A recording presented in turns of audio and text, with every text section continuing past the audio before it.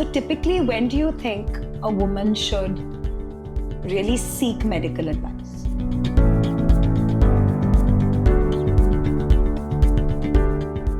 I think even when it comes to teenage girls, like I truly believe actually that that you can't, like a woman is actually a whole, right? Like in the sense that every stage of our life is like a season almost, right? And every season is actually interconnected, and it actually is going to be, what you've experienced in this season is going to really kind of determine, what happens in the future. Now, in my own case, for instance, I think my first memory of actually seeing a doctor as a child must have been when I was 12 or 13 years old, when I think my mother took me there because I had irregular periods. Now, I don't think that is something that I ever thought of, but my mother clearly did, and she felt like I needed to go see a doctor. At that point of time, I was given, which was, I think, the norm at that time. I'm actually embarrassed to admit how old I am. But I was given hormones. I was given birth control pills. Now, touching 50 as I am, I can't help but wonder whether it was those hormones that I constantly took for a good part of my teenage years is the reason why I went into menopause as early as I did, or as I had to have so many surgeries as I did. And I think that had I actually, been involved in my, well-being or my health at that point of time, which surprisingly enough, I think the generation of today are. I mean, my daughter is tracking her periods on a period app, and if something's off, she tells me. I wonder if there is a good age or a good time when a woman should actually seek a relationship with a doctor. Because I feel like that's very strong. That's very strong. But as you say, I think each woman should start thinking of her own body, realize her rhythm, keep her menstrual like your daughter does, keep her menstrual diary, understand, how many hours she sleeps, what she eats, etc., her well-being, her everything. And then if there's something slightly off, that's the time to go to a doctor. So you know that these are the subtle changes that may be significant of a bigger disorder. So young girls today, and we, just like India is the diabetic capital of the world, we are also the PCOS capital of the world. Yeah. Because of certain changes. In our time we had PT, we had to have games, we were physically more active, and I wouldn't say we were less active mentally, but we didn't have that much of stimulation. Young girls of today, they sit with their computers and their laptops, they don't have any physical activity. Their puppy fat never really goes, so they become a little bit obese.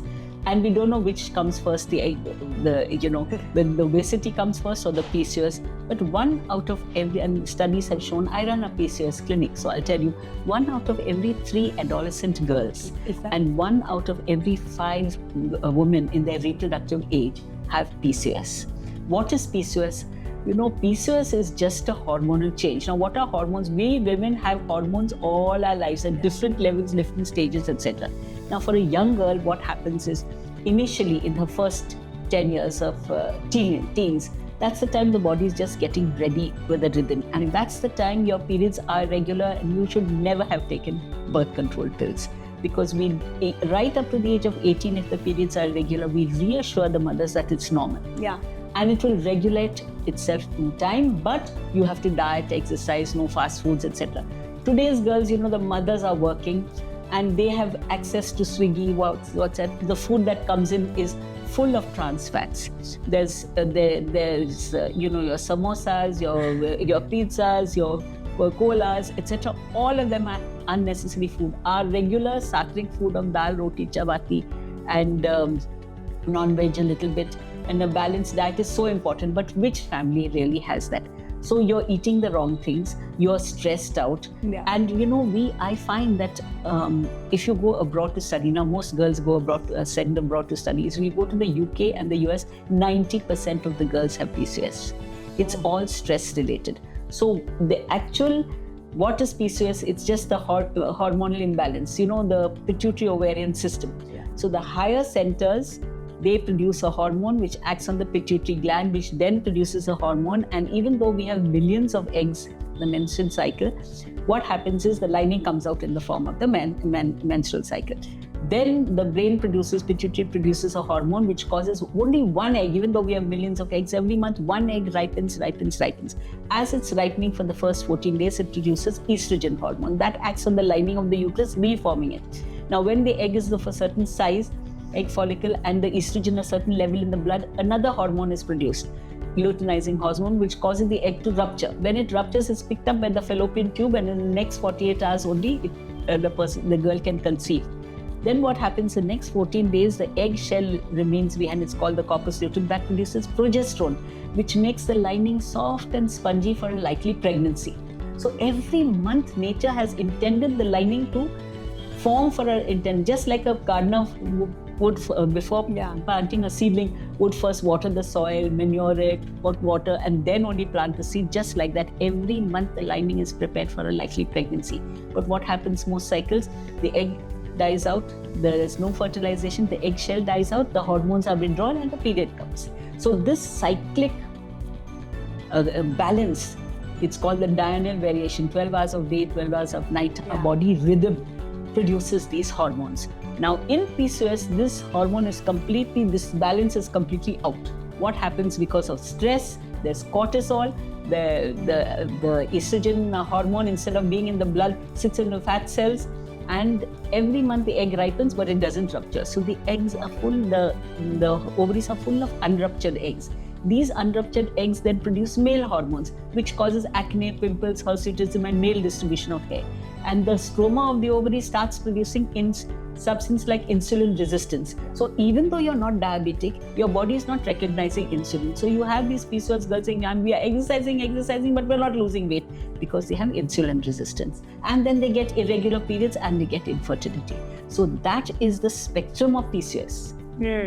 So they could be mild and they could be severe. So PCOS is easily controllable. All you have to do is tell the girl, sleep well, no stress, you do some yoga, do some meditation, exercise for 30 minutes every day, and no fast foods. With each gram that she loses, she comes back to normal. I don't treat young girls for PCOS at all, except a lifestyle change. And then, of course, if they have too much of male hormones and if you have hirsutism, then you can give medication, but it's always medication last and lifestyle change first. So I think similarly for menopause, go ahead. No, so I think that's part of why I resonate so much with you, right? Because you are a doctor, a very well-known doctor at that. You are a lecturer in medicine. You have so many years of experience. You actually take the importance of lifestyle changes, or even when it comes to other things that you can do in your life. You consider them as important as medicine, which actually is a very rare combination actually in medicine. Because either you belong to one camp or you don't. When I remember with me, because I didn't chose not to take HRT, and I still choose not to, I'm very easily kind of, boxed into a purist or a anti-medicine camp, which actually I'm not. I think for me, my context supported me for not having to pump my body, with medication. I had the patience to want to see a real change in my body. I wanted to make those changes. Not everybody has that. And I think everybody, in general, has also become very impatient now. So everything is so symptom specific, right? Like, I'm not getting my period. Take, birth control pills, your period will come. Even though it's not really a real period, right? But what I like about your approach is that I think that's what resonated with me too, is the fact that you are the first one to say, Mallika, take, let's not get into, medicine right now. Why don't we look at plant-based options? Let's look at, adaptogens. Let's look at, all of that. And if you still can't, if things just still don't, work at the pace that you'd like to, then let's discuss all other, aggressive approaches, but let's also speak about what that essentially means. So I'd be interested to know, like, what really brought on that, because this is not something you learn in medical college, obviously. No, absolutely. Menopause treatment Like when I used to run a menopause clinic many years ago, we had a beautiful menopause clinic. But there was WHI studies and there were so many studies. We used to give hormone replacement therapy to women for 10, 12, 14 years to protect their cardiac health and their bone health. Because we know what is menopause after all. The ovaries start to produce estrogen. At the age of 45 to 50, the estrogen starts waning. And we have estrogen receptors from head to toe. Yeah. Hair, skin, the heart health, bone health, vaginal health, everything goes south because there's less estrogen. So, but this is gradual, unless of course a hysterectomy and the ovaries are removed, and that is but otherwise the body can adapt to it. So in the old days, we sincerely believe that if we give replace these hormones for a long period of time, women won't get osteoporosis, they won't get cardiac disease, etc., and it's good for women. Their complexions are better, etc. But then the studies showed that the side effects far outweighed the benefits. So there were side effects of colon cancer, there were side effects of deep vein thrombosis, and so you were absolutely contradicting what you were doing. You were not treating the women well. And then came the aspect that this is a normal change. It's a transitional period that hormones start becoming less, but there are other ways in which you can promote your health. For example, in menopause, if you lose weight, everyone puts on weight because the body becomes sluggish. There is brain fog, there is irritability, there is vaginal dryness, there are so many loss of libido, there are so many symptoms. There are immediate symptoms, there are mid-term symptoms, and then long-term symptoms like osteoporosis and cardiovascular disease. Most of them are tolerable and can be tolerated by women only if they understand what they are going through. If they have a lifestyle change. Menopause is a time when one chapter closes and another new freedom. You can't get pregnant, you don't have periods. So it's a wonderful phase of your life. You have new interests, etc. So a lifestyle change of diet. Now, this is the time you have to, you've had enough of sweets, you've had enough of fried, you have enough of all the food that you love. Now you change. Okay, nothing sweet, nothing salt, no whites in your diet, less diet. Start conscious living, conscious eating, small portions, weight-bearing exercises, because that's your strength. When you do weight-bearing exercises, the bones are also strengthened, the muscles, and that's the time you have sarcopenia, less muscle strength goes. Everything sags. So all that. Then there are so many plant-based therapies where actually skin and complexion is improved. Have you seen the Southeast Asians, the Japanese, the Koreans, what beautiful skin they have? That's because they have so much of soya, and soya has natural estrogen. So they eat fish. So that's a good form of protein. So more protein, less carbohydrates, less trans fat. Once you start realizing, you realize that actually, human being is not meant to eat that much. You can eat half of what you want, of what you really need, and you don't need to have, our Indian traditions are, now Diwali is on, so everyone eats, eat, and I still remember in Goa, this is one of my patients. No, if you can't eat, it says my stomach is full, then stand up and eat, more will go in.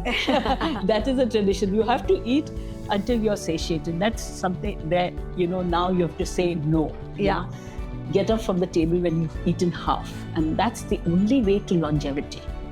So understanding your body, understanding your body's rhythm, preparing for what's going to come, realizing it's only a transition, and go with the flow and realize that you don't grow old, but you actually transition and you feel better with itself. And that is the way to go. So that is why it's not necessary that you have to. Of course, we do give hormone replacement to women who cannot manage their day-to-day living.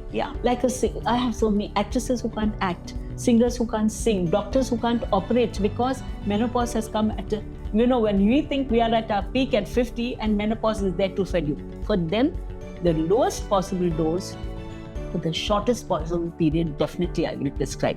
But otherwise, alternative medicine, natural therapy, healthy living is much more important, both for all lifestyle diseases like diabetes, thyroid dysfunction, polycystic ovarian syndrome, and menopause.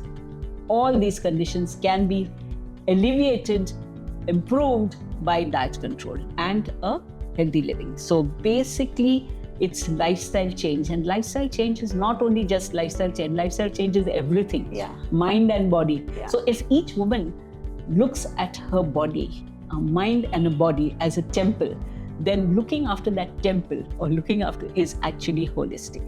Yeah, no, I hear you completely, because I feel like, I think the word holistic wellness is now so abused. I know. It's very much like lifestyle, change your lifestyle. I mean, I think that you could go to, you could go to anyone, and mostly the answer for everything is change your lifestyle, but nobody really tells you what change your lifestyle actually means. And then that's really when, the community piece kind of comes in, and why it is very important to surround you with women who are, possibly going through the same thing as you, or, people who have actually treaded the same path that you've had. Because sometimes, navigating that confusing, that maze is actually impossible. Because, like I said, of course, lifestyle changes are important. But what are the right lifestyle changes that one needs, in order to really be able to still live the life that you want to live, but, still be able to manage? And when it comes to, I think, HRT, like for me, I'm still very much on the fence about that, because I feel like, I think our biology says or is that as we age, our hormones deplete. I think that's the reality of being a woman, right? I just can't get my head around the fact that if that is what your biology is, why then are we so obsessed with wanting to get onto something which we might need to be on for perpetuity, and try to completely change what evolution is kind of telling you? But like I said, that's my point of view today. It's not necessarily may not be my point of view tomorrow. No, it is your point of view, and scientifically it is the point of view of even the medical people. Like now, we don't give hormone replacement for a long time. We only give it to tide over the initial symptoms. And then after that, your body takes over. You may have estrogens become less, but then the androgens come, the other hormones come from the adrenal glands. So you're still okay with it. And you have to look at longevity, strength, etc. Yeah. So that's a different form of, more exercise, less. So your whole lifestyle changes like that. So then what is your opinion on all these doctors and these medical experts in the West now who are saying that hormone replacement therapy is a game changer for women? And, very much like the GLP-1 that we were discussing earlier is pretty much like like how it's been poised to be the solution for everything. For your weight, for motivation, for skin, for everything. And now there are all these doctors coming out and they're talking about how estrogen, therapy is going to be a game changer and it's going to, change lives of women. So what then is your opinion about, something like that? Because there's a huge lobby. Yeah, there's a huge lobby, and we've turned full circle. Yeah. 10 of it, say, I would say now I'm practicing for 40 years. Say 20 years ago, every woman was on HRT, and then they realized that the type of products that were used, that all the side effects were outweighing the benefits, and then everyone stopped HRT. Yeah. People were getting breast cancer, we were getting strokes, etc. So HRT was stopped. Now there is a comeback of HRT because now there are better products, more research products which are more patient friendly and can be given in smaller doses. So there is some evidence to show that yes, it will help women who need it, but every woman, as you said, don't need the hormone replacement therapy. It's those who cannot live their day to day just to look good and beautiful. You can do it in the natural way. You don't have to resort to hormones.